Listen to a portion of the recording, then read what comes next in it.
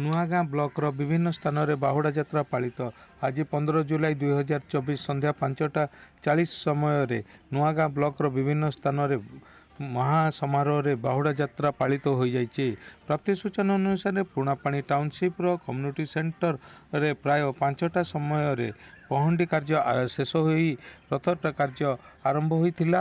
एतिर पूजक भाव जजाति किशोर मिश्र पूजा कार्य तुलाइथिबा बेले राजा भाव शेखर देव पहंडी कार्य करिथिले। रथ कम्युनिटी सेंटर रो मौसी माँ मंदिर बाहरी जगन्नाथ मंदिर आसी संध्या 6:40 रे पहुँची सेहीपरि नुआगाँ बणियाटोली मौसी माँ मंदिर रथ रे 3 ठाकुर बसी मार्केट छक ब्लॉक छक दे जगन्नाथ मंदिर पहुँची।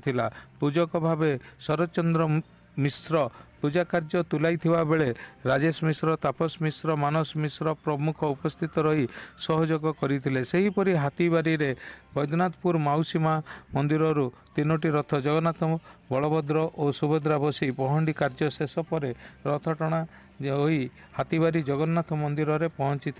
हाथीबारी थाना और नुआगाँ फांडी पुलिस पक्षरु कड़ाकड़ी सुरक्षा प्रदान करा जायतिला।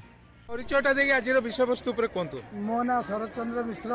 आज हूँ महाप्रभुଙ୍କର बाहुड़ा विजय उत्सव तेणु गुंडीचार आसी 9 दिन पर नवदिनात्मक यात्रा शेष करी वर्तमान महाप्रभु बाहर जावाई स्व मंदिर श्रीमंदिर को ये अवसर में बर्तमान बाध्य कर बाजा बजाऊँ अन्य मैंने आनंदित होती।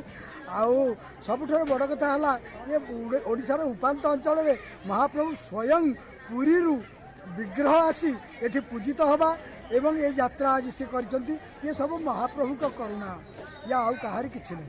धन्यवाद।